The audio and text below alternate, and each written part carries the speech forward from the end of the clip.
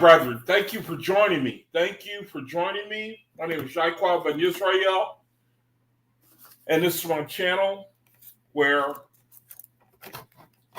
I love to try to redeem the time while I am in this reality. Thank you for joining me, brethren. Elijah, Nazarene, Essene Paytas, brethren, thank you. And anybody else who checks in and comes in to check out the message, thank you for joining me as well.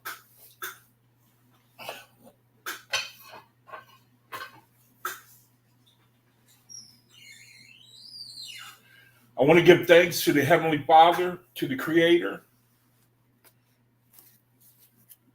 because of this opportunity.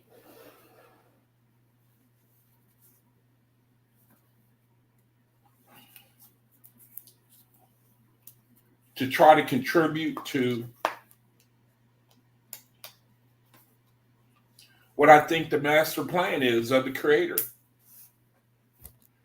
And it's very simply to just do what you can to be a benefit to your brother. I'm in a situation, he's taking me out of the world so far as working, and, I'm disabled, I'm afflicted. And that helps me to keep from chasing after things I shouldn't be chasing in the world. I'm afflicted. I can't just get up and rip and run. I give thanks to the Creator for it. Well, I think I actually could if it was in the heart. But it'd be more difficult. It would be hard for me because it's hard for me to walk since I've been in a power chair for so long, waiting for my wounds to heal. And so actually, a lot of times I want to get out there and get myself into trouble, but the Creator's made it such that He's afflicted me so that I'm pretty much homebound, and I prefer it that way. I like when, the Bible, I think, what does it say in the Bible? It says something like, unless thou has afflicted me, I would have went astray. And I can see how that, I'm in an area, a very popular area where there's a lot of, it ain't hard. It's easy for you if you want to go off. Then you come to an area like this. And so I have to thank the Creator for putting me in the situation that I'm in where I can pretty much concentrate on I like to try to find things where other brethren who feel like I do, it might help me cause you to think about things and from a spiritual perspective. And then you look up and a whole year has gone by and you see how the Creator has kept you afloat, kept you able to think about spiritual things and redeeming the time and trying to grow and mature spiritually, because really that's what it's all about. That's all it is. You brethren, you faithists, each of us are just we have a ability to look we can't take our eyes off of our eternal self. We will not take our eyes off of our eternal self. That's what it's all about. I don't know how that works. It's a mystery, but the Creator, I was reading today, and I was reading where I think it might have been the Nag Hammadi, and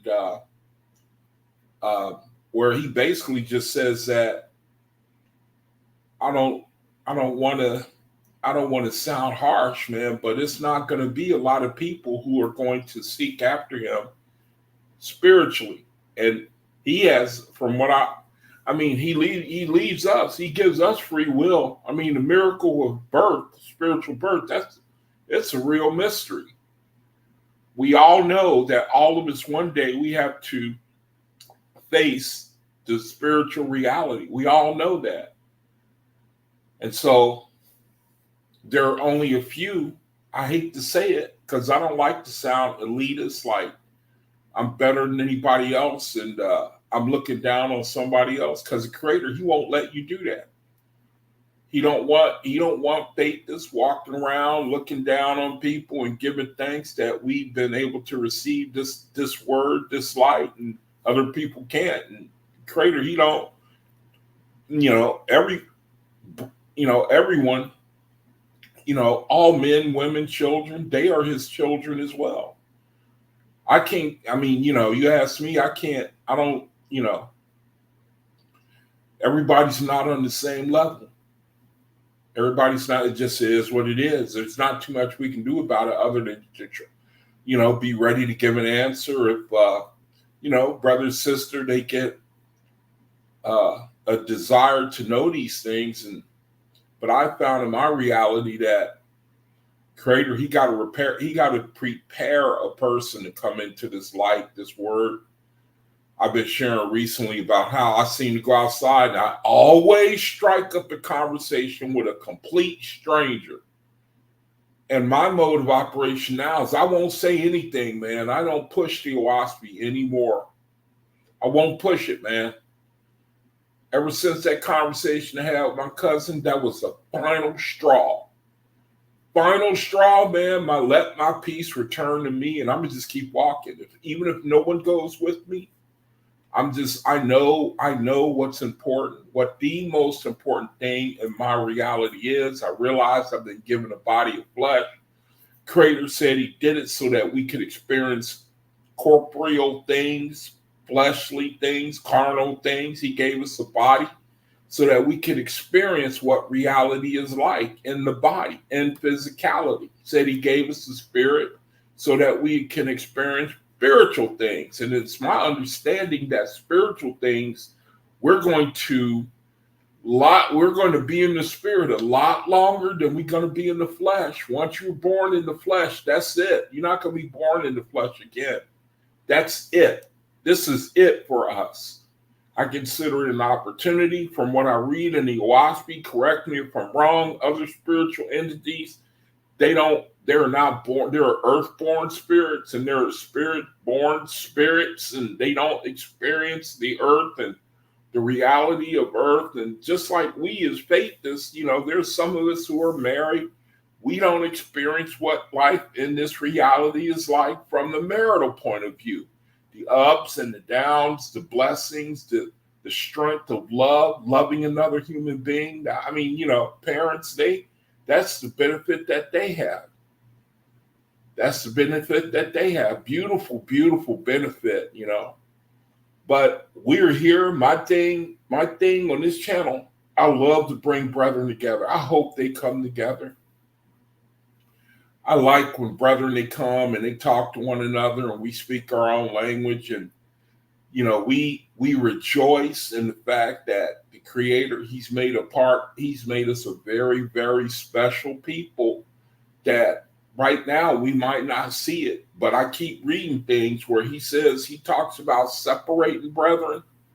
It's like when you go to a wedding, it's like, it's all about the bride,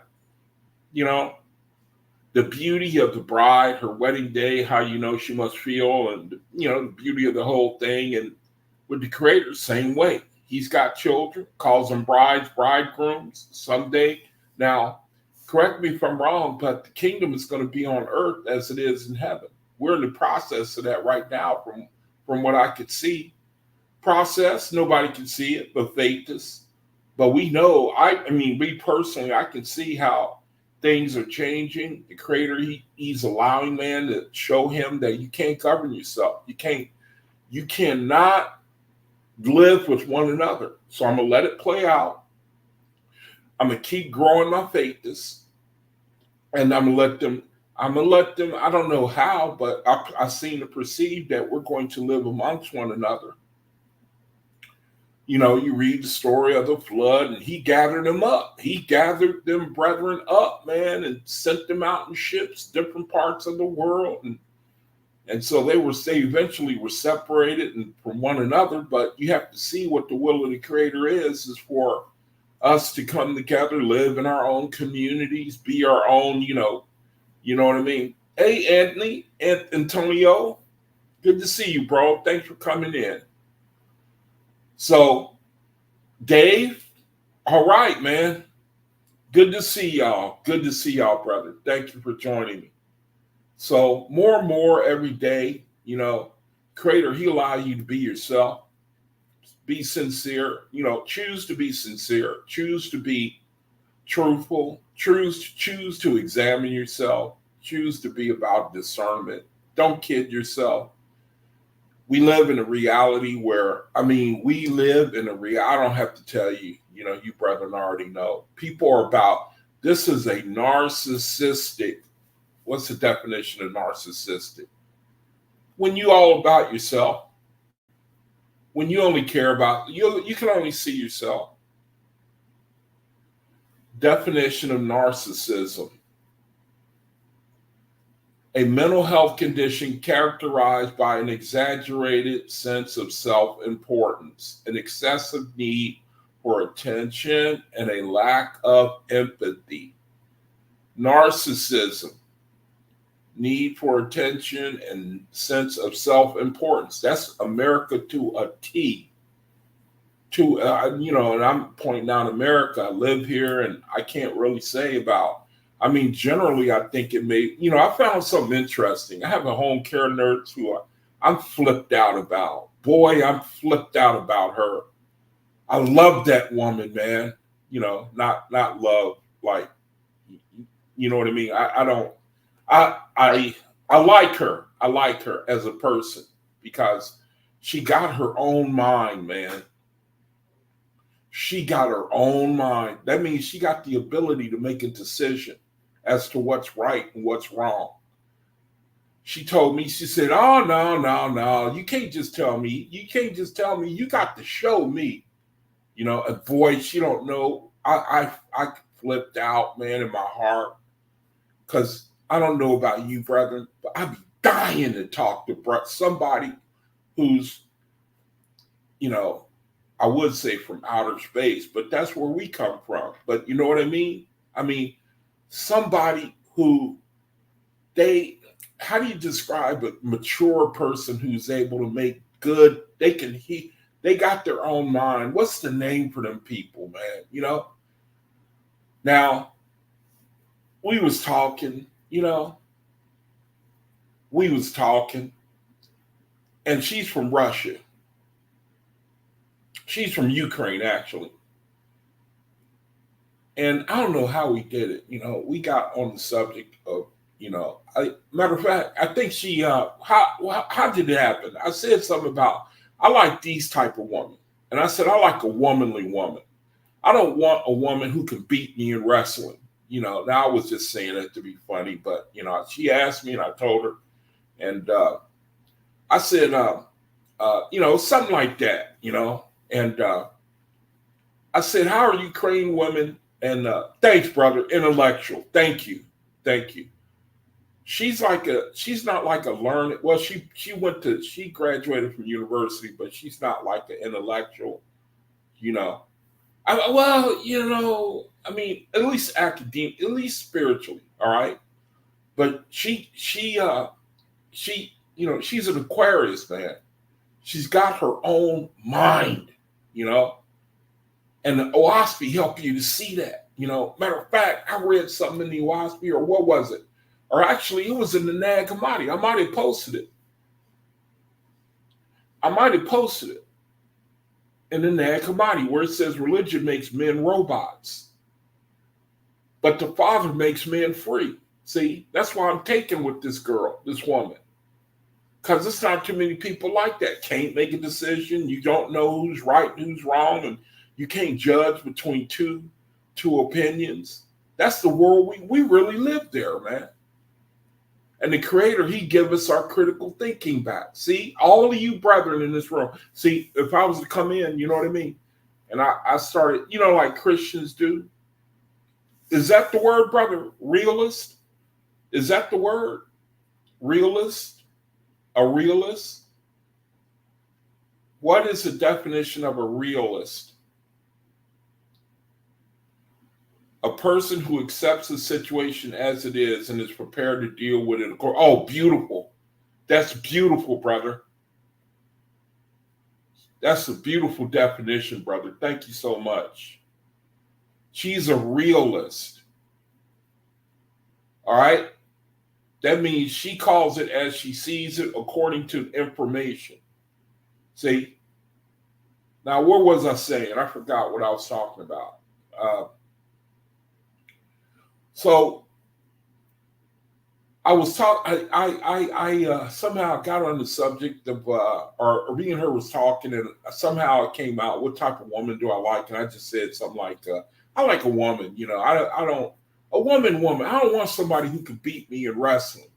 You know, a manly woman. I like them. You know." And then she said, "Well," and I came back with something like, "What are the women like in Russia?" She said, "They're like manly women." You know, manly women.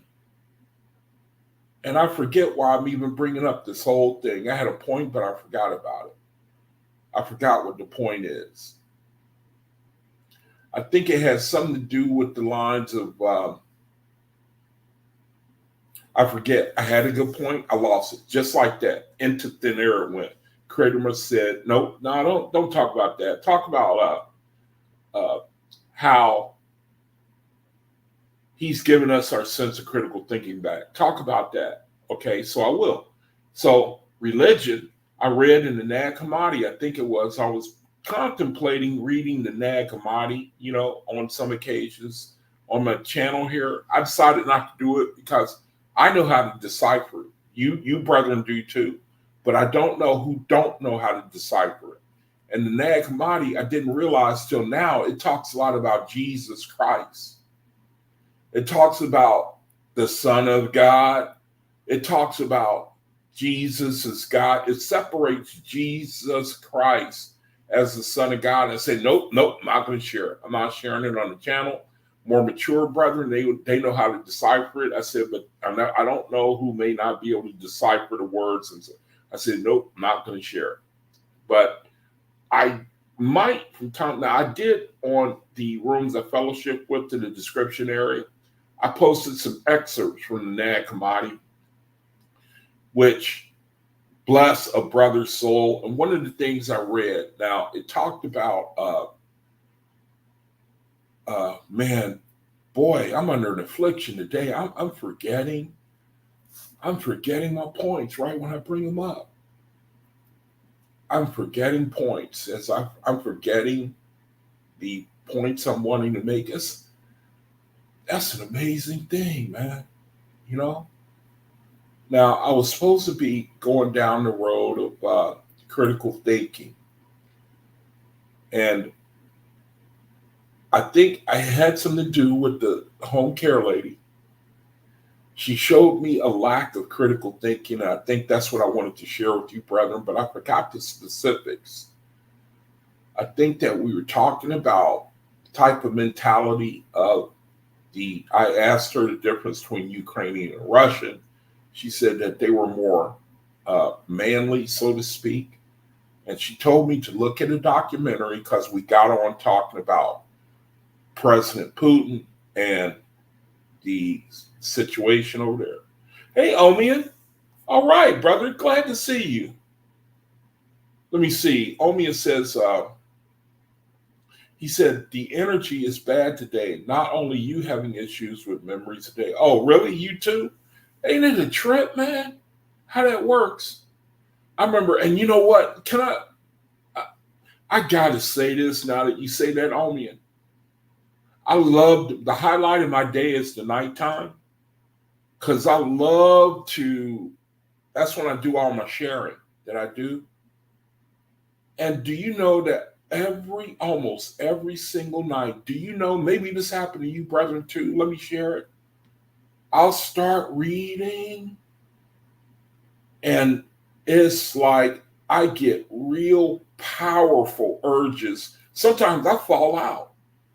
I'll be reading something and then I won't know that I was napped out for like 30 seconds until I wake up. And so I force myself, I have to, move my, and it just keeps on. It'll sometimes for a couple of hours. It's like I keep trying to read and focus and bang, I find myself waking up, drooling on my shirt and, and it was no more than a couple of seconds or 30 or 40 seconds. And then I finally said to myself, you know what? You're under attack. You are under an attack, brother, because I want to share these things, and you are really having to fight to do it. And it'll last for like a couple of hours. I have to set up a camera and just have it looking at me at night. And then you'll see me, I'll be looking at the screen. And then all of a sudden my head will just drop to the side, you know. And then a couple seconds later, I wake up and, you know, I'll be disoriented. And where was I at? You know, what tab was I on? And no doubt in my mind, that's spiritual attack. That is something spiritual going on here. So I don't mind. I just fight. I just be telling myself, nope, I ain't going to sleep, man. I just ain't gonna do it, you know. And then I nod off again, and then I wake up. I try to go fast posting the scriptures. Then I get knocked out again, almost every single night. Why am I saying this? Because that's one of the best ways I can talk about spiritual realities empirically, from an empirical point of view. Hey, Omi, let me join you for a sip of cinnamon tea, if you don't mind.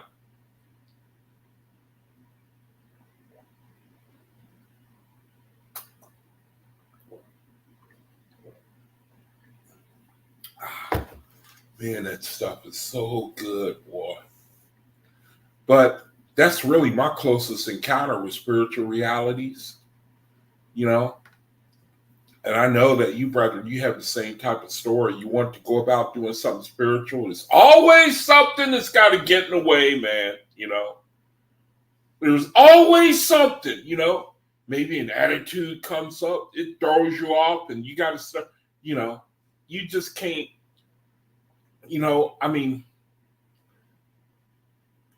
I just it what it does is reinforcing me that there is a spiritual warfare going on, and that this word here that we be talking about, there is some power behind it, and the powers that be don't want it to get out. Don't want it to get out, man. Don't be surprised when I get locked up in the hospital somewhere, and you know, to stop this has happened before, and I know, you know. Matter of fact, my body keeps telling me, you know, I mean, for real, that I'm gonna have to do a stint in the hospital. It's pretty soon. I don't know. I really should be there now, but I'm just kind of putting it off. And I know that the spirits, they work that way. I believe it with all my heart, man. I do believe it, that this word, it's got power. And it is not going to, there's so many OAHSPE where it says the spirits are going to fight to the dying breath, all the way to the end, man. Let me see. Dave says, possibly CERN changing our reality, or we are going multiple dimensional shifts, which will affect our memories. I don't know, brother. I have seen, there are some weird, I do know there are some weird things kind of happening with me, where I'll drop stuff and it lands the way it should not, you know, like forks, like utensils, like bottles. I drop them and they stand on their head. You drop it like if I was holding my hand, you know what I mean? And I let it go, and then it stands on its head. You know, that's happened a couple of times. Things I've never seen before. Now, I don't know. It could be just coincidence. It could be, I don't know. But I know that when it comes to the word, there's something, I mean, nearly I would say every night, I shouldn't be having to fight like that. You know, cold drink by my side, you know. I shouldn't have to be fighting like that, you know, to share this word.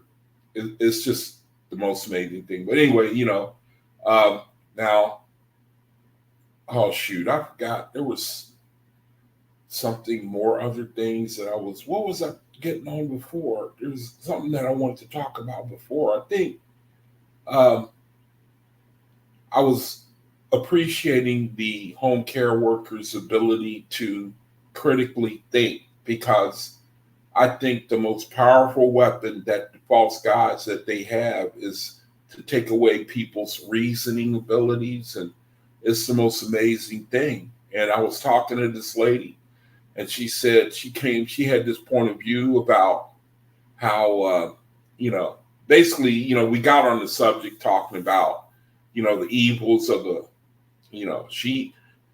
her standpoint was how Russia was evil, and how, my standpoint was that America is the cause of all the evil. I would say at least 98% of all the corruption and fighting and evil going on in the world today. Now, she disagreed with me. She said, "Why do you believe that way?" And I told her some things that she don't know and most Americans don't know as to why I felt like Russia was justified going into Ukraine.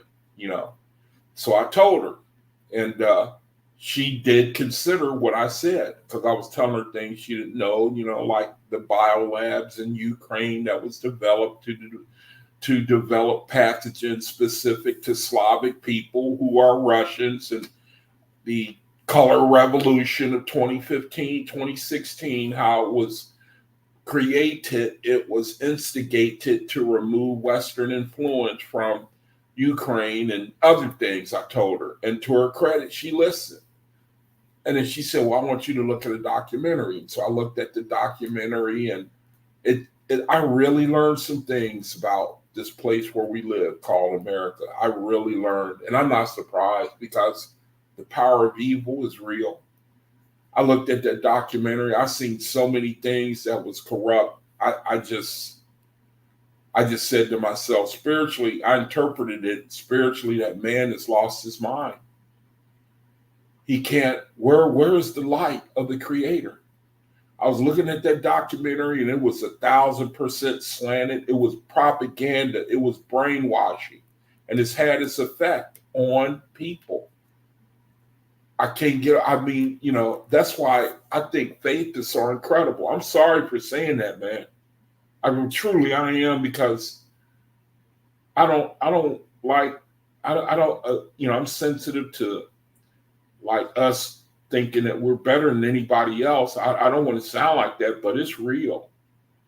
The Creator, when you are able to receive this light, he gives you something back that, see, I wish, you know what? Let me do this. Let me just go through. Let me fix the screen here. Now, what I'm going to do, I'm going to see if I can find what I posted there. Now it was from the Nag Hammadi. Basically, it said, now there's a lot of good things in the Nag Hammadi, man. But I can't share it. I can't read it. I'm not going to do it. I know how to read it to my benefit. I know how to translate it, but I'm not sharing it, because it talks too much about Jesus Christ. It lifts him up. It has the Nag Hammadi is of unknown authorship. It's got spiritual wisdom in it, and you have to accredit that to the schools that the false gods went to, and they used it on man, because his love of esotericism and their knowledge, they knew to give us enough esotericism to ultimately lead us astray. That's the whole world right there. They give, man, false gods, they give you enough esotericism to where you say, that's it. I know that this is the Creator. I'm not leaving what I think. And then you just don't find out until it's too late. That's the seriousness of what's going on with you, brother. Now, I just wanted to show something where it said that religion makes men machines. And then it mentioned something else that makes men robots, makes them slaves. And you probably can read this. Hey, Snaz, sister. Good to see you. Good to see you. Now, I'm looking for what I posted from the Nag Hammadi.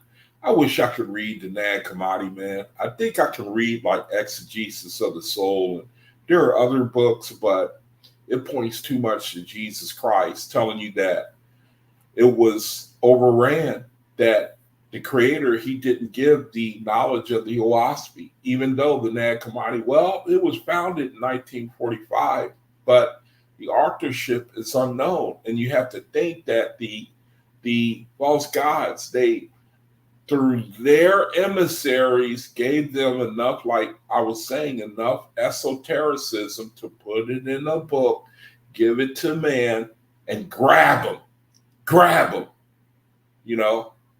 hook them. So I posted a couple things, and from time to time I will, things that are safe to post, from the Nag Hammadi. And I give thanks to the creator, because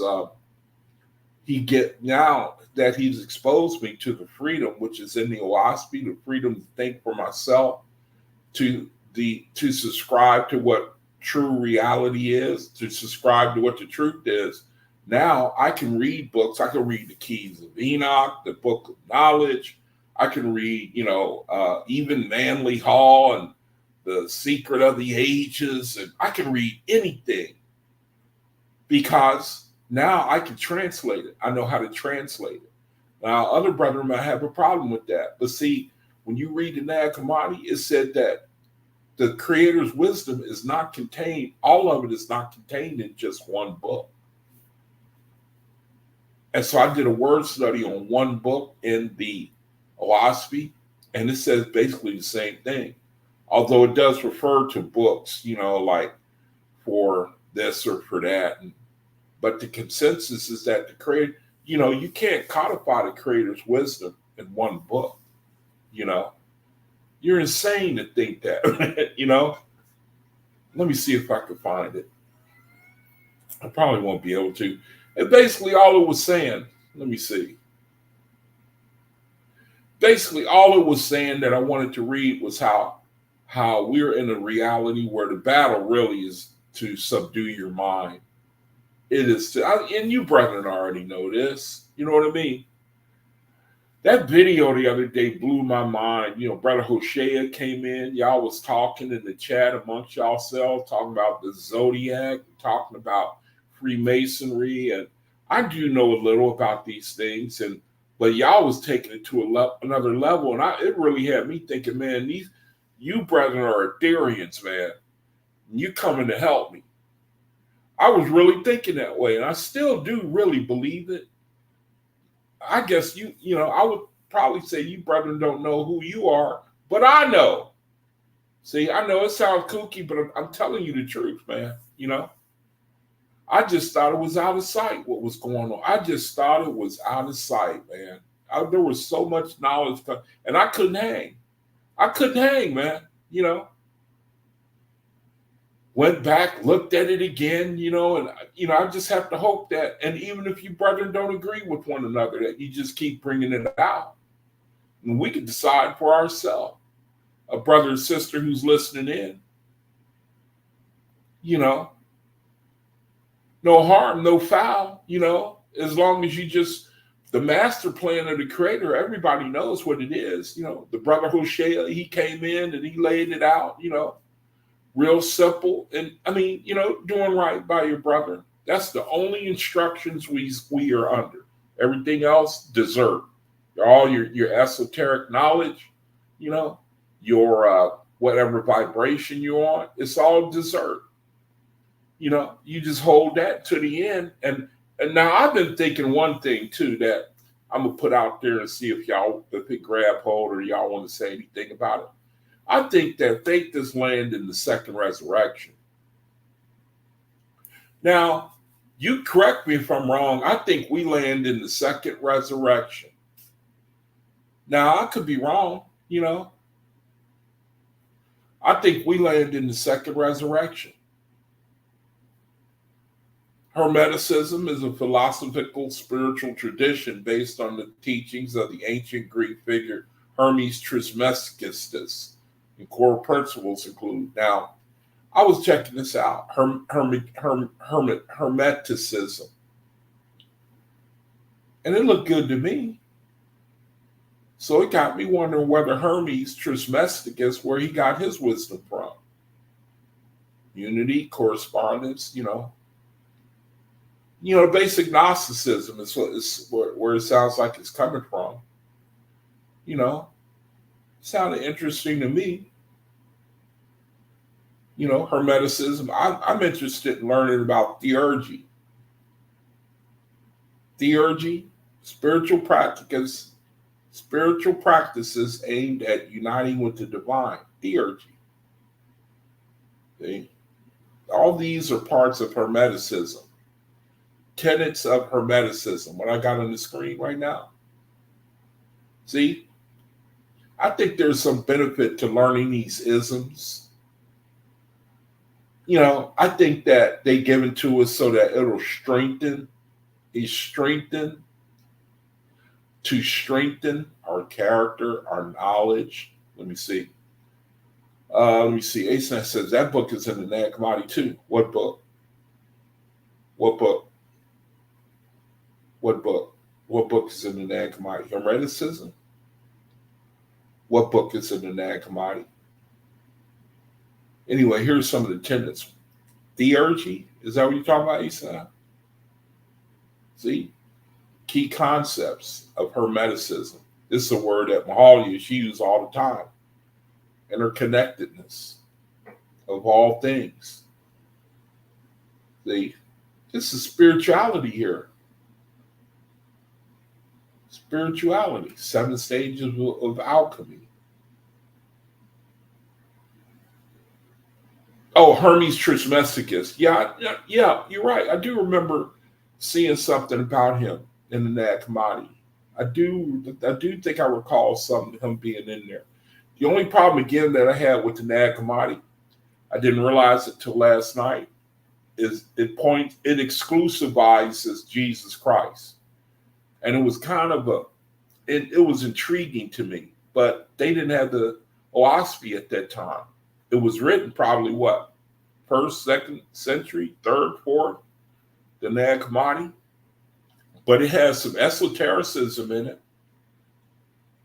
It has some esotericism in it that tastes good.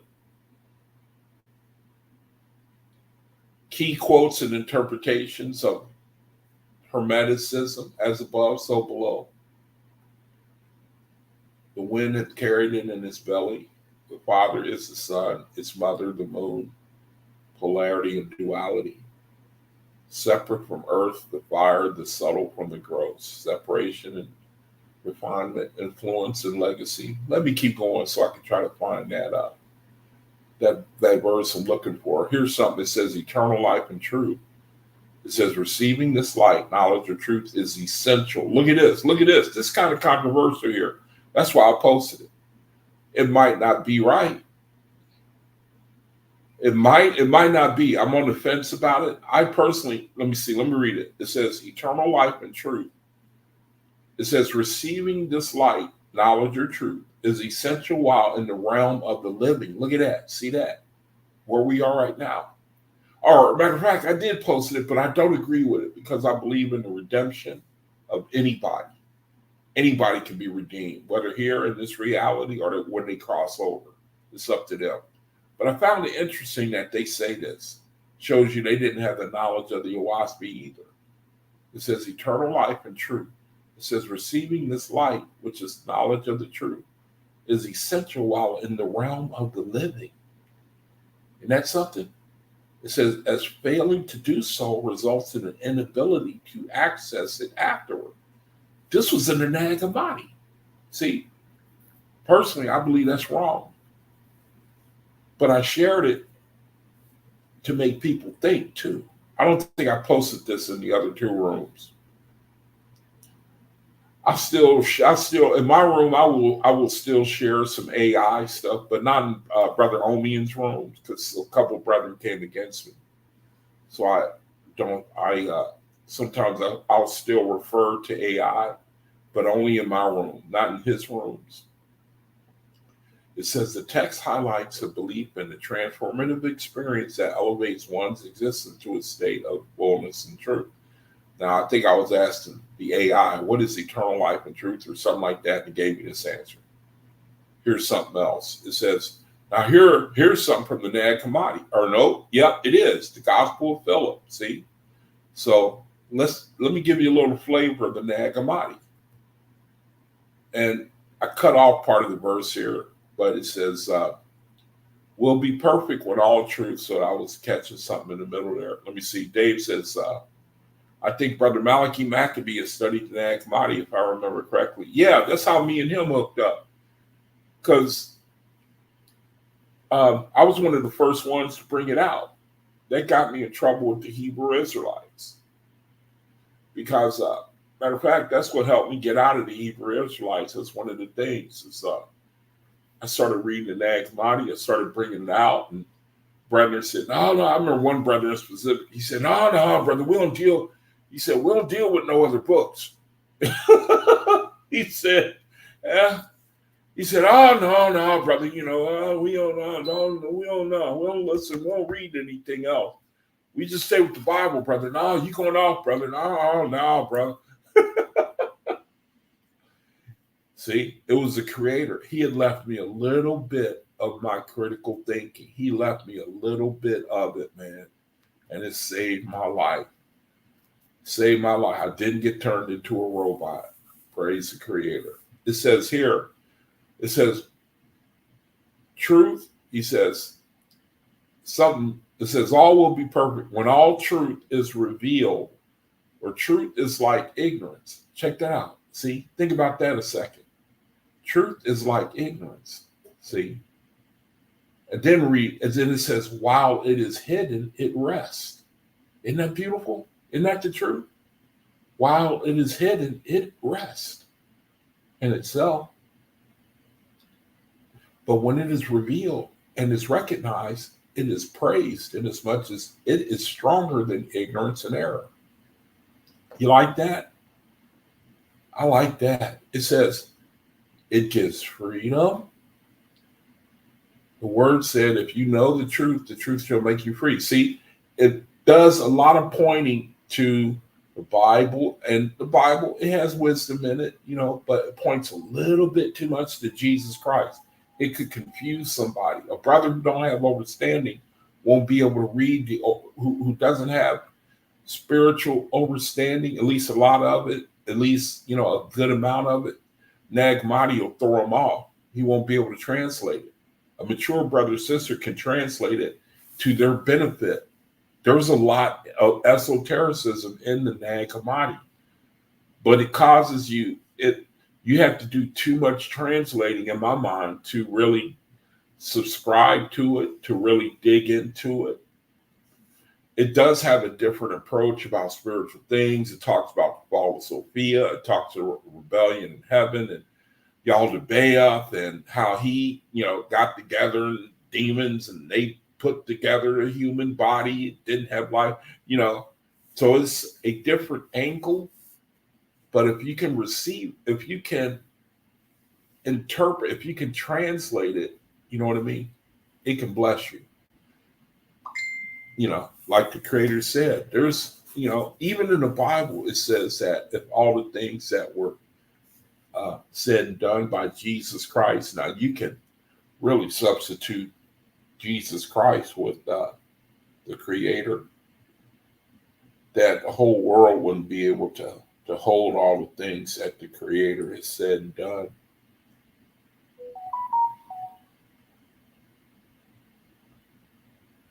Oh, let's see.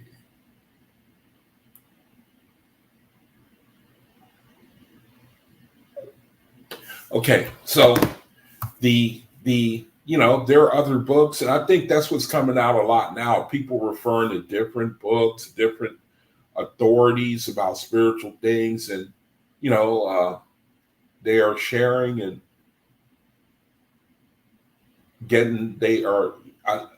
a lot of fruit is coming out of things that we are not used to reading or hearing about. And it says ignorance is a slave, knowledge is freedom. If we know the truth, we shall find the fruits of the truth within us. If we are joined to it, it will bring our fulfillment. That's the thing. If there are other books other than the Nag Hammadi and the OAHSPE that it can bless our soul. I mean, you brethren already know that. Here's another verse that I posted from the Nag Hammadi. It says, most things in the world, as long as their inner parts are hidden, stand upright and live. If they are revealed, they die. As one is illustrated by the visible man. As long as the intestines of man are hidden, the man is alive. When his intestines are exposed and come out of him, the man will die. So also with the tree. While its root is hidden, it sprouts and grows. If its root is exposed, the tree dries up. So it is with every birth that is in the world. Not only with the revealed, but with the hidden. For so long as the root of wickedness is hidden, it is strong. But when it is recognized, it is dissolved. You get that?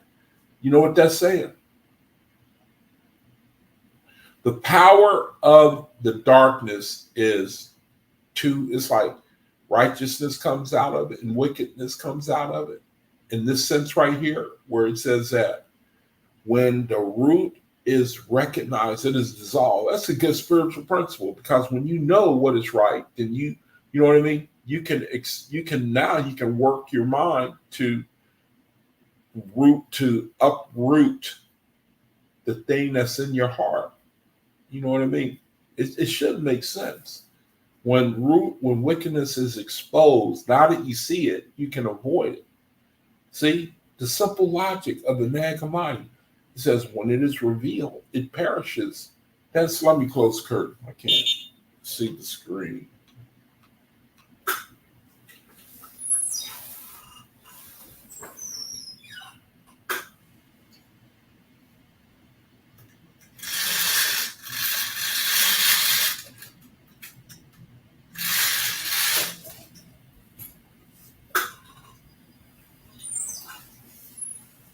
Okay, it says, when it is revealed, it perishes. That's why I'm talking about evil. It says, when it is revealed, it perishes. That's why the word says, already the axe is laid to the root of the trees. The axe is laid to the root of the trees. In Matthew chapter 3, verse 10, it says, it will not merely cut what is cut. It will not merely cut what is cut. It will not merely cut. What is cut sprouts again, but the axe penetrates deeply until it brings up the root. See, now here's the example I was talking about. It says Jesus pulls out the root. Now, the spiritual principle is correct. It's just the simple fact. Now, again, there's, different Jesuses. That's how you have to translate it. But see, somebody will read this and they'll think of the Jesus of the New Testament. They'll think of the deception because they won't know better. Jesus pulled out the root of the whole place. You could say the Creator pulled out the root of the whole place, while others did it only partial. With the OAHSPE, coming of the OAHSPE, the Creator, he uproots the root in the sense that deity, idolatry, the OAHSPE, one of the main messages is to get away from that. You get away from that and it stops spreading and growing its influence. It dies off. It has to die. It says, as for ourselves, let each one of us dig down after the root of evil, which is within one, and let one pluck it out of one's heart from the root. It will be plucked out if we recognize it. But if we are ignorant of it, it takes root in us and produces its fruit in our heart. It masters us. We are its slaves. Takes us captive to make us do what we do not want. And what we do want, it says, and what we do want, we do not do. It is powerful because we have not recognized the evil. Now, in this reality, from what I've seen, I imagine things take time, but there are things we want to do that we cannot do at this place and time in our walk. And I think that some things, they just take time. There are things that I don't want to do that I do. And I think that the Creator is saying you have to be patient and keep fighting. And that commodity here is saying that when it's exposed to you, that gives you the power to begin to work on that thing and kill it. And I agree that when things come to your attention, things that vex you and oppress you, and at least you know what it is. And you can just, I remember I was sharing a story about that. Check this out.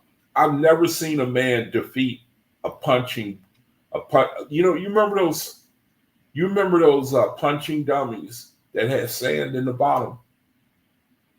You remember them punching dummies? You stand them up, you got that stupid look on his face looking at you. Parents buy it for their children, and you can just slug the hell out of that thing, man, day and night. What does it do? It pop right back up and smiling at you. To where it's time for you to either go to work or go to bed or do, I've never seen a heavyweight champion beat a punching dummy. A heavyweight champion. No man on earth can beat a punching dummy? The one we fill it with air. Check that out. Got to be the same way with the flesh. Well, not the same way, but it must not be true with the flesh. You keep punching that thing, it's bound to,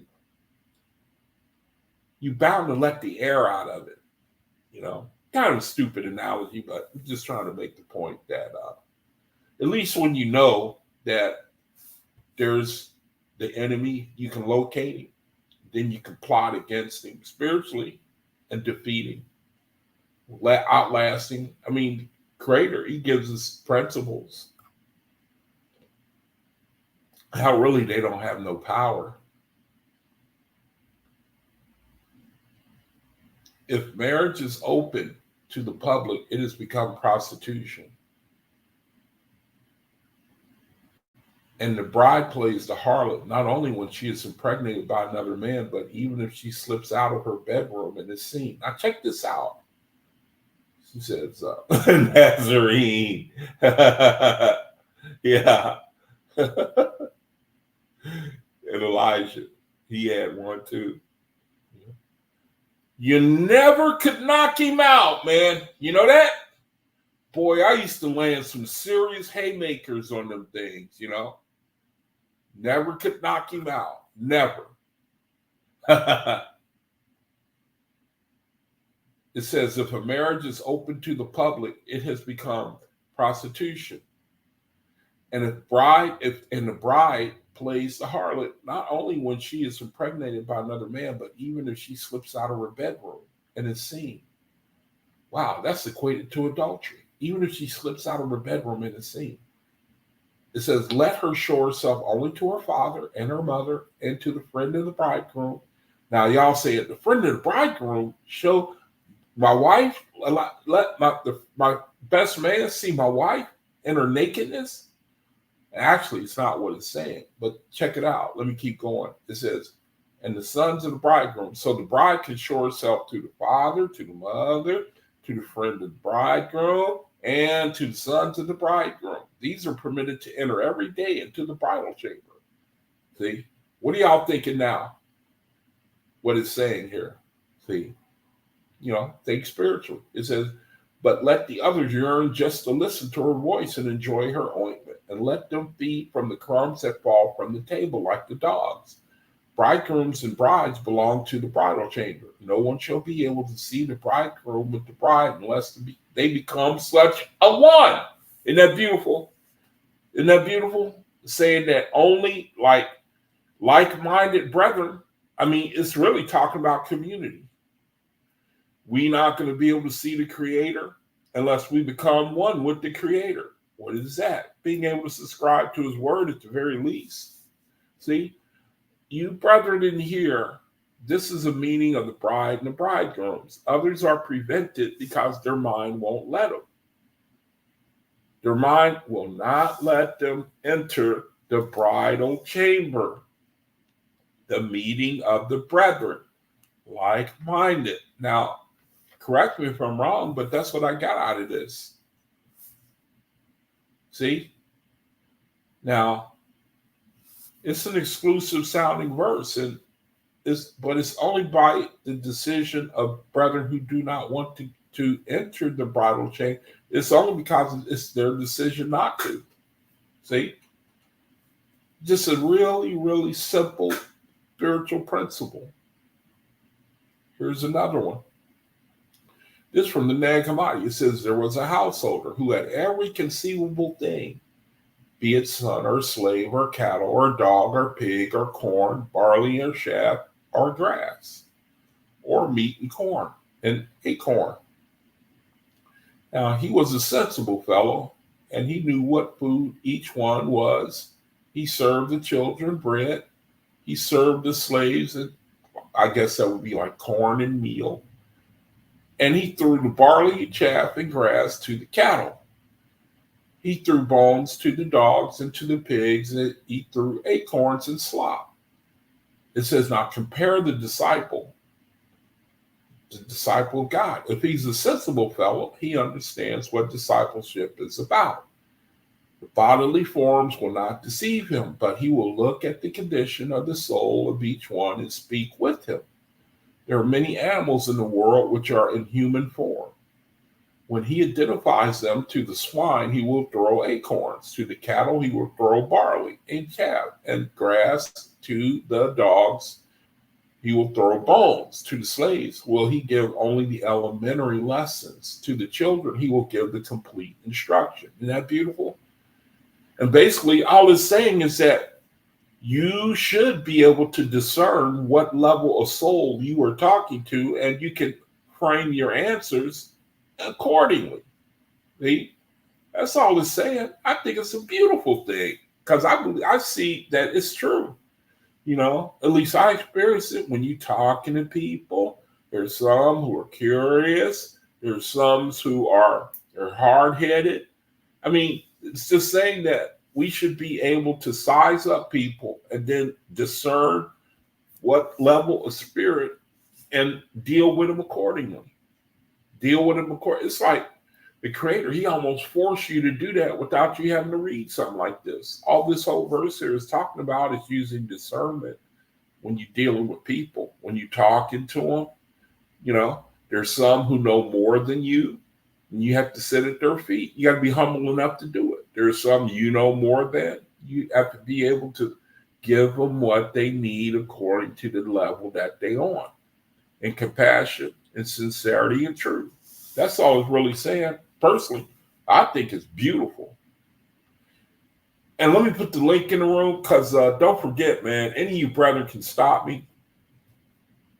I forgot to put the link in the room. Let me put the link in the room. You know, the channel is really yours, man, you know. So let me put the link in the room. And if you have something that's on your mind, something you like to share, you know, when you come on, then, you know, I can be like your reader, you know, or I can play devil's advocate with you for the sake of brethren learning, you know. That's how I like to do it. I think it's an incredible opportunity, man, you know. Here's something else from the Nag Hammadi. It says, to be sure, the one who fares well sometimes causes people distress. Ain't that the truth? Is that not the truth? You know, I don't know who it was. One of you was telling me about how people see the light in you. And some people don't like it. Do you know that's the truth?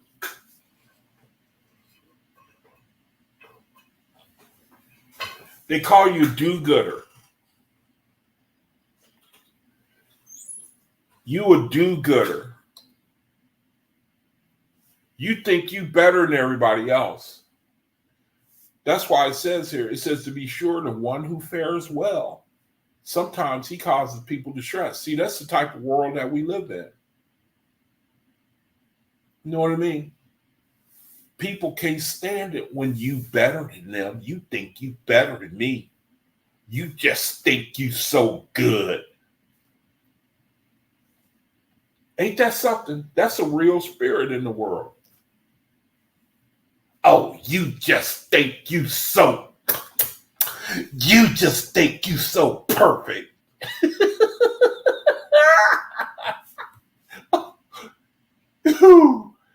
It says, let me see, ASNAT says, I have always had that experience. Yeah, you ain't the only one, And really, these people are really blessing your soul. You know that? Did y'all know that? They really blessing your soul. People who treat you that way, because they giving you a chance to grow up in the spirit, to mature. Do you know that? People who I mean, the Creator, he used the barbarians to lay a whooping on the eye hinge. Y'all remember that part? In order to teach them, you're gonna have to figure these things out. They coming in taking all your victuals. He want us to figure out. He want us to toughen up, in the sense that in overcoming the flesh, the negativity.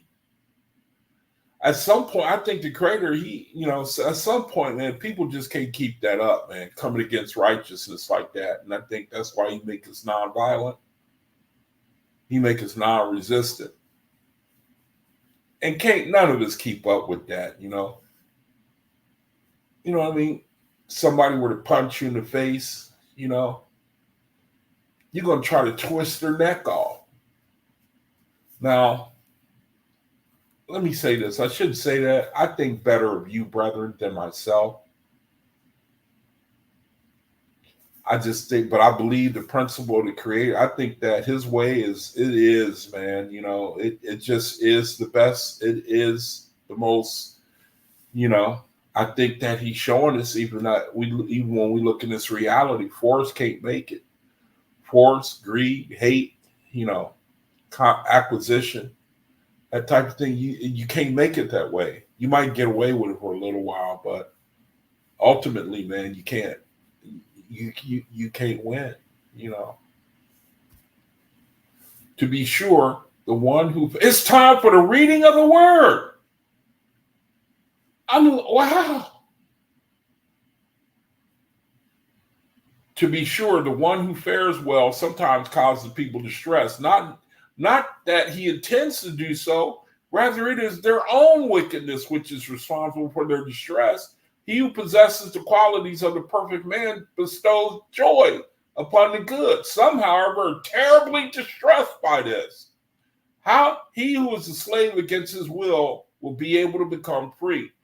He who has become free by the favor of his master and has sold himself into slavery will no longer be able to be free. The human being has intercourse with the human being. The horse has intercourse with the horse. The ass with the ass. Members of a race usually have associated with those of like race. So spirit mingles with spirit, and thought consorts with thought, and light shares with light. If you are born a human being, it is the human being who will love you. If you become a spirit, it is the spirit will be joined to you. If you become thought, it is thought which will mingle with you. If you become, this all goes along with light joining with light. It says, it is light which will share with you. If you become one with those who belong above, it is those who belong above will rest upon you.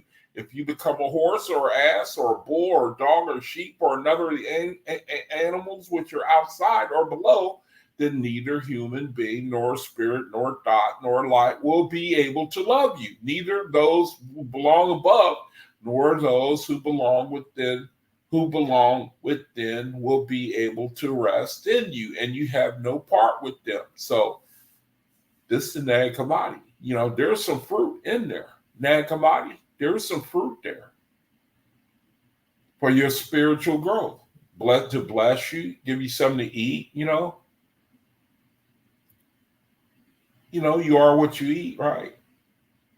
So just some things that I was posting, I'm going to do one more and then time for the reading of the word. It says the children a woman bears resembles the man who loves her. The children a woman bears resembles the man who loves her. If her husband loves her, then they resemble her husband. If it is an adulterer, then they resemble the adulterer. What's the name of that song? Do y'all remember the name of this song? Tell me the name of the song that I have in my mind right now. Let me see if somebody is psychic in here. What's the name of this song I have in my mind right now? I'm going to read the rest of it. It says, then they resemble the adulterer. Frequently, if a woman sleeps with her husband out of necessity, while her heart is with the adulterer with whom she usually has intercourse, the child she will bear is born resembling the adulterer. Now you live together with the Son of God. It says, now you who live together with the Son of God, the Creator, love not the world, but love the Lord, in order that those you will bring forth may not resemble the world, but may resemble the Lord. How do you like that? And that's something that's deep spiritual right there. You know, the name of the song is Your Mind is Here with Your Body is with me, but your mind is on the other part of town. Is that the name of it? Your body is here with me, but your mind is on the other side of town. You're messing me around. You messing me around, man. You messing me around. Your body's here with me, but your mind is on the other side of town. See, you messing me around, man. See? Woman, you messing me around. You messing me around, man. I don't like you messing me around. You're messing me around. Okay, so let's go with the reading. The reading is going to be the part I'm going to pick up where I was going to do the other day. I'm going to pick up because we got into that conversation. It was the book of divinity, chapter 3. So I'm going to finish reading that. Let me share the screen here. You messing me around. You messing me around, man. Gotta love the language, our people speak sometimes. Book of Divinity, chapter 3. Book of Divinity, chapter 3, where we can pick up on what the angels look like. What they look like. The angels, what they look like. So, make the screen bigger. And may the Creator bless the reading of this word. May the Creator bless the reading of this word. Thank you, Creator. Thank you, Eoe.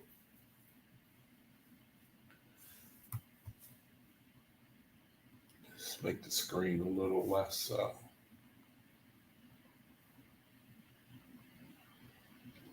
Okay, so I'm going to start from the top. I'm going to just start from the top because I got a couple verses down and then we got to a big discussion with one another. So let me start from the top again. It says, God said, behold, I come to reveal what was done in heaven. What was done in heaven, so that you, O man, may understand the cause of things being done on the earth. The divine laws were made in heaven and by lords of that day, through their angels given to. These divine laws were made in heaven and by the lords of that day, through their angels given to mortals, by which mortals became a manifestation of heavenly things. Here follows a continuation of these laws. Of the third divine law, if a man is not too weak. You know what? I better make sure that this is what I wanted. Is this what I wanted? This might not be the right chapter. This might not be the right chapter. Because I did the same thing on the last video. I had put the wrong chapter. I had put the wrong chapter. You know what? It might have been divinity. Or it might have been discipline. think it was third chapter of discipline.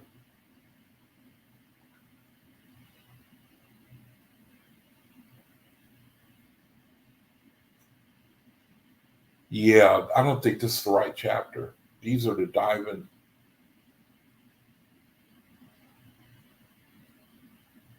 Now this might be it right here.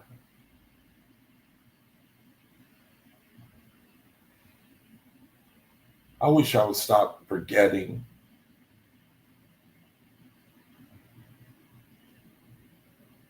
Yeah, I don't think this is it. Because it talks about the angels.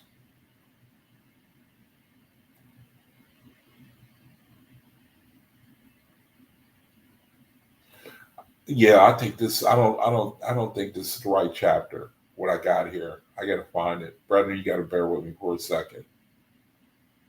I think I put down the wrong book. It should be. Let me see. I think I meant to read from the book of discipline. So, because it talked about the angels. Let me see. Was it discipline? Okay, let's see.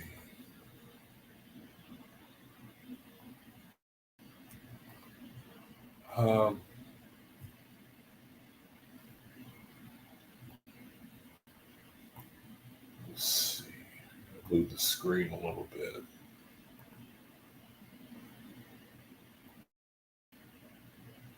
Okay.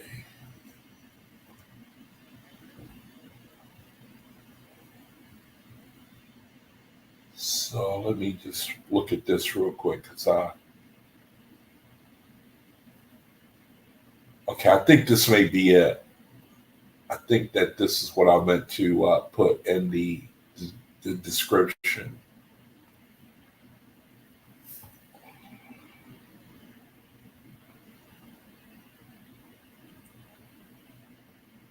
Yeah, this is it. This is it. Okay. All right, Brendan, sorry about that. Sorry about that. May the Creator bless the reading of His Word, chapter 3, Book of Discipline. The subtitle is God Illustrates the Difference of Method Between the First and Second Resurrection. It says, open your understanding, O man, that you may discern the beauty and glory of heavenly places prepared by your God, the lords and guardian angels. It says, for we came up out of the first resurrection.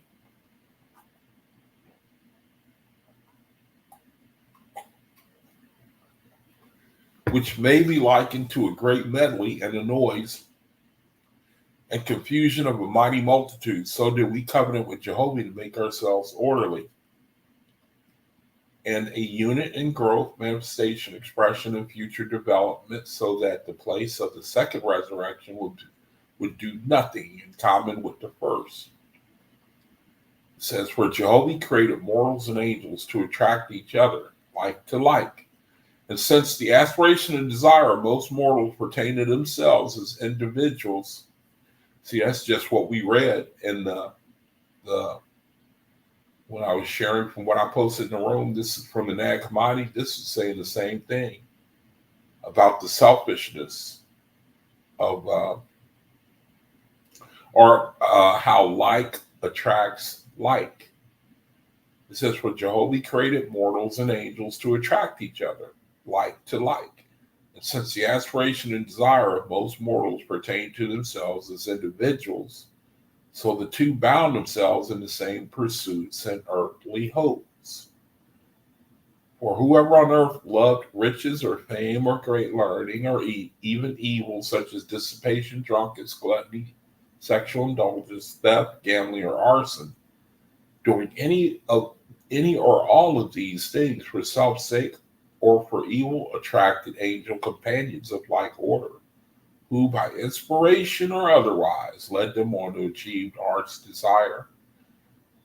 So that's one way that angels look, that you can know whether they're righteous or not, is depending on your desires. And the Creator is saying that that's who will come to you and inspire you and lead you. That's an angel leading you in the way of what your desire is, either righteous or wicked. And it came to pass that when such mortals died and entered the first resurrection, their former inspirers became their companions and rulers, having shaped their thoughts while in mortality through their labors for self and earthly objects. And these in turn became angel inspirers to other mortals or like characteristics, so that a long period of time passed away before the spirits who were thus bound to earth could be persuaded that there were other heavens open for them to come and inherit. And as it was so then, even so it is this day with the spirits of the dead. So if ever the OAHSPE is a serious book, here is a good reason right here. This is a good reason right here, because Creator telling all of us, telling mankind how you go into slavery, how the workings behind the reality. It says the angels who used to inspire the mortals become their companions, and then they turn around and make you do the work that they did on you, to inspire other spirits to follow after you into captivity. As there are good lands on earth still unoccupied, while in other regions there are great cities with mortals crowded together, starving and dwelling in misery, and they will not leave. Even so is it with the great multitude of angels of darkness gathered together upon the face of the earth, and many of them will not depart to the higher heavens of Jehovah. Have you ever wondered, when you look in a neighborhood, real depressed, and then it's like your first thought is, why don't they get out of there? Why don't they leave? Why can't they see a better life for themselves? It's a mystery. Creator's saying the same thing here. He says they're crowded together. There are great cities with mortals crowded together, starving, dwelling in misery, and they will not leave. They will not leave. Creator's saying it's the same way in the spiritual. That's why I posted in my room what I posted the other day, where it says that if you don't, now I don't agree with this. It came out of Nag Hammadi. It said that if you don't get it here, if you don't get the light here, you will not get it in the spiritual. If you can't receive it here, you won't receive it in the spiritual. But that ain't what the OAHSPE says. But I do see the read in the OAHSPE where it says that, remember the verse we've been sharing about how you have the opportunity here to do with money what you will not be able to do with money in the spiritual. It says that we are able to do, I'd like to quote it. It says we, in this reality, that we have the ability to do with money. In other words, it's like it's easier for us to know the light, come into the light, subscribe to the light, than it is when you cross over. It'll be harder. You'll be easily duped. The Creator says you'll be easily deceived, and it will take longer for you before you can realize the higher heavens. I mean, correct me if I'm wrong, but I think that's what the Creator, that's what He says. That He equates it with having to do without money or reality, or when you cross over and you're not ready, you're not prepared. He says that you will have to do without money what you could have done with money while in this reality. And then He says it will take longer. It will take longer before you can realize the deception. And we in a situation where by far we see people who are under that deception and don't care, and have to learn when it's too late. It says, as there are good lands on earth still unoccupied, while in other regions, good lands on earth still unoccupied. There are better lands unoccupied, while in other regions there are great cities with mortals crowded together, starving and dwelling in misery, and they will not leave. Even so it is with the great multitude of angels of darkness gathered together upon the face of the earth, and many of them will not depart into the higher heavens of Jehovah.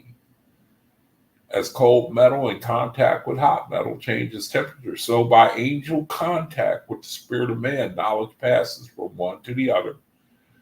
So also is it of the passions, sentiments, desires, and aspirations between the two.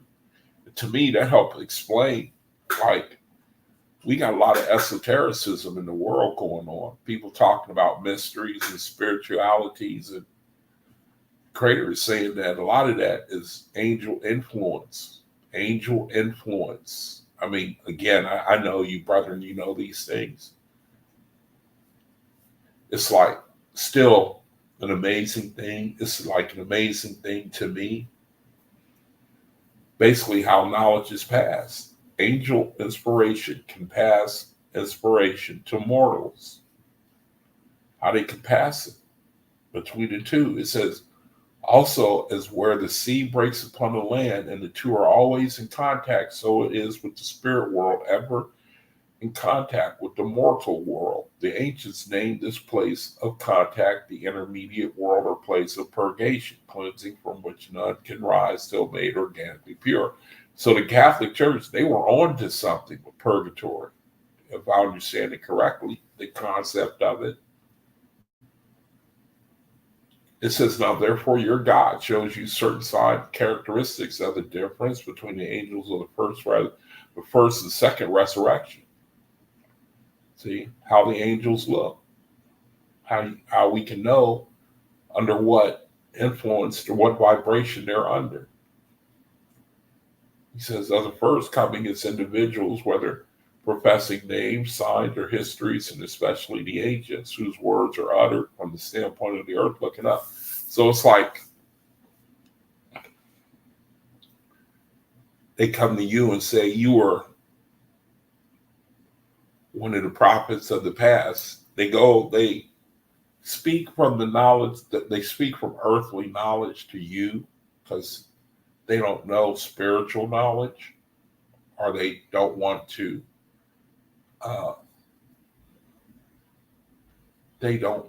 share any spirit. Well, I'm under the impression that the angels that inspired to the first resurrection, that they have no knowledge of second resurrection or above now, because philosophy seems to say that people, they can, like kings and emperors and pharaohs and who are deities and idolatry, can rise no higher than themselves.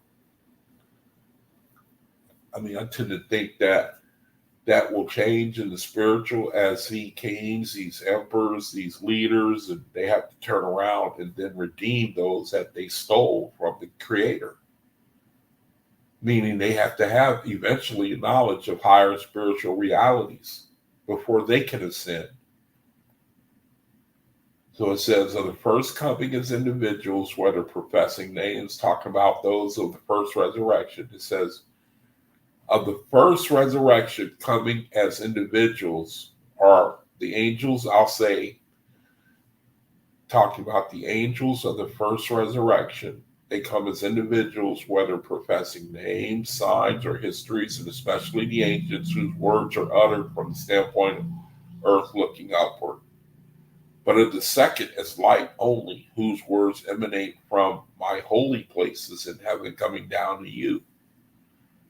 Maybe like an Etherian coming down and saying that the reality that they are under is where only the Creator is worshipped. He talks about the glories of the Etherian realm and the things and the powers that they have and the colors and the environment, and it's things above, things of the spiritual, the difference between the first and second resurrection. It says of the first resurrection. In verse 12, it says of first flatters to win your favor, whose counsel pertains to yourself and the earthly things. These are clear pictures, and one way that we can know immediately what angel is trying to inspire us to tell us what, whether it's of the earth or of the spiritual. So it's information that it helps us to discern where the earth, where people are coming from, what influence. And mostly, I know that speaking for myself, it's hard to get a witness. As far as I'm concerned, people I talk to, of spiritual things. So the Creator, he seems to be saying that when people, they will let you know what influence that they are under. When you throw a little bit of light out there, it gets rejected. And so if that is the case, you see how surrounded we are. Of the second resurrection is saying here, of the second, to teach you self-abnegation. So let me go back up because it's the middle of a thought here. It says of the first resurrection, flatterers come to win your favor, whose counsel pertains to yourself and to earthly things. He says, but of the second, to teach you a self-abnegation, selflessness, and lead you to do good to others, regardless of your own profit, caring little whether you are prosperous on the earth, provided you shall be raised up in time to come. There it is. That's our objective right there.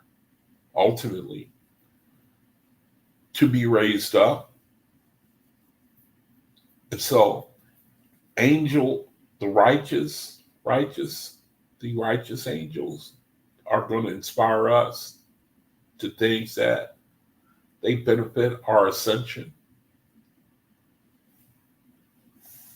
The influences are going to be there to lead us to do, thoughts to self-abnegation, selflessness, as it says here, and things that pop into your mind to take advantage of a situation to somebody's blessing.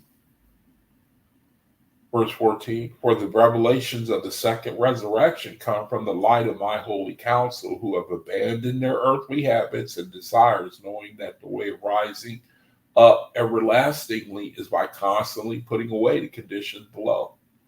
It says, your God comes not as an individual, neither to do my lords nor holy angels. Your God comes not as an individual, neither do my lords nor holy angels. Though they come in my name, I come in legions of thousands and millions. Nor does the inspiration for my kingdom vary one fraction from what it has ever been, except in greater fullness, according to the increase in capacity of mortals to receive knowledge. The spirit of my heavens pervades my words through my holy angels. I have spoken to you from your youth up, and in my revelation you perceive the touch of my hand.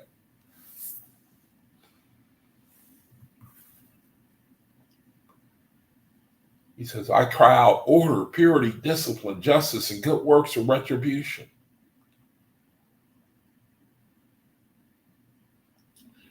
Oh man, beware of angels who say, in heaven there is no organization, no God, no holy counsel, no discipline, no order, no teaching, no self-denial.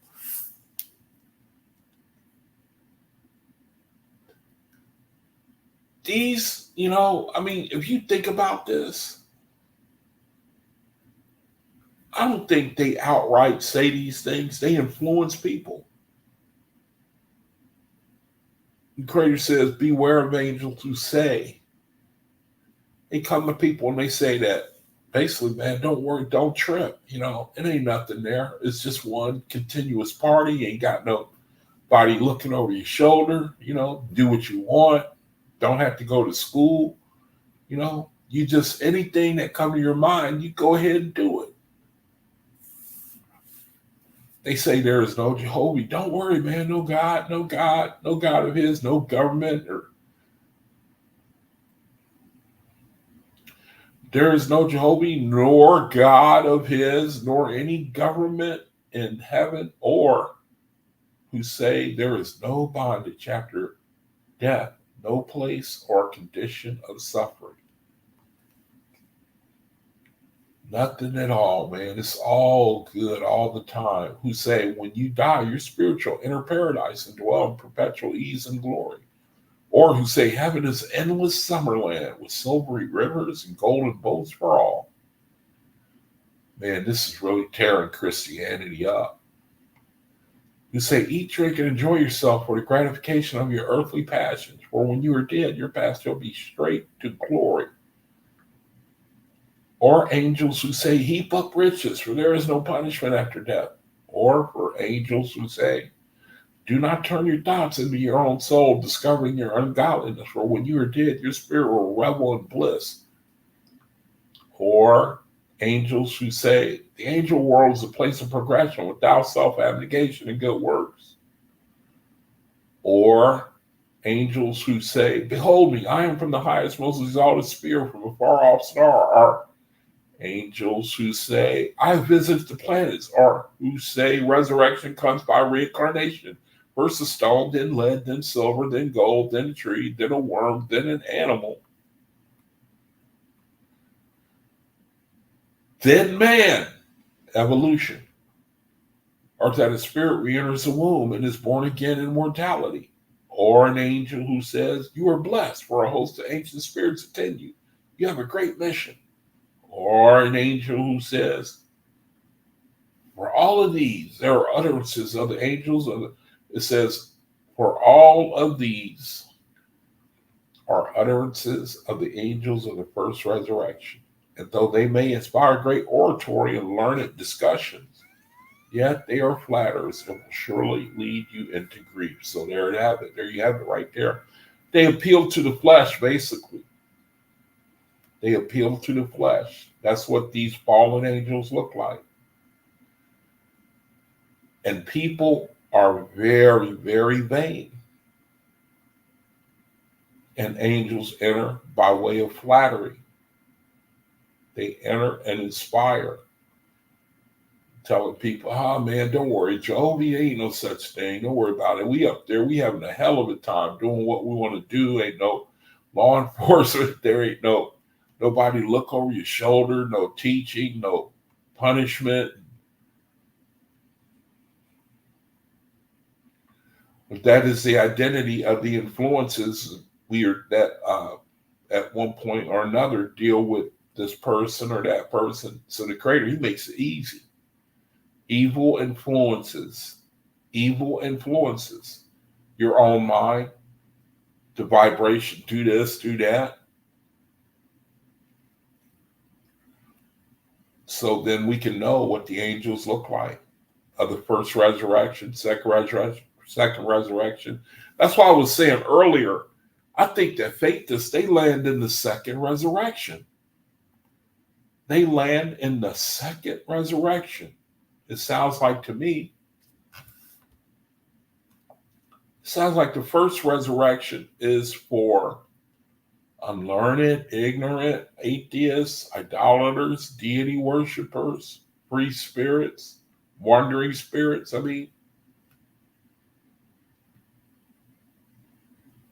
What the angels of the first resurrection and the second resurrection look like.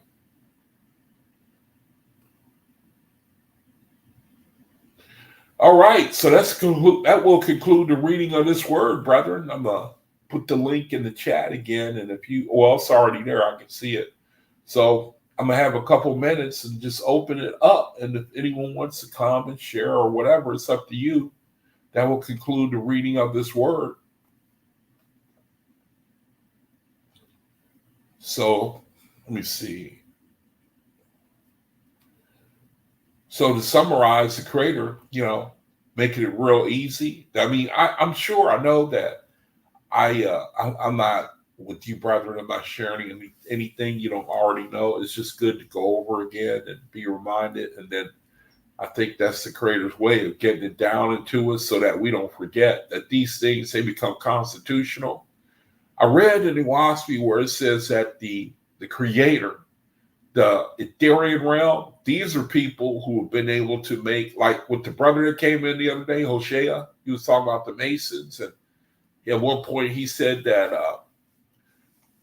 he talked about the progression of the spirit and how that is when things, you don't need to be, you don't think of doing things for your own advantage. You're not under that inspiration anymore. You do it because it's organic in you now. It's like constitutional.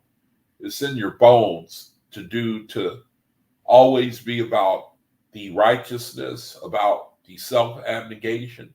Creator make it pretty easy. Everything else is gravy. The knowledge that comes along and the understanding of many brethren to help us to look into the upper realms. But basically, it just remains the same. It remains the same, man. The everyday opportunity to do even a little bit, man, on the side of building up your character. Easy work, man. Like Selah say, easy, man. Easy work. Easy. Well, it ain't always, when it comes to, trying to, to elevate in the sin. It comes like we said earlier, it comes with opposition, Easy work, though, in the end. Well, shoot, man, that's the best I can do for right now, brother. So, with you, brethren's permission, I'll go ahead and close the video. With your permission, thank you for joining me. Thanks, Dave, for saying that. So, no video. Friday, I'll be back. Same bat time, same bat channel. And then weekend after that, I'll be off. And so, brethren, shoot, man. Always a pleasure to try to share. Thank you for the fellowship. Thank the Creator for the opportunity to try to take a little bit out of the day and try to focus on the things that are most important. So, brethren, I want to thank you. Thank you for joining me, fellowshipping, blessing my soul tremendously. And with your permission, I will now step aside and look forward to seeing you tomorrow, okay? So until I see you again, peace be to all of you. Shalom.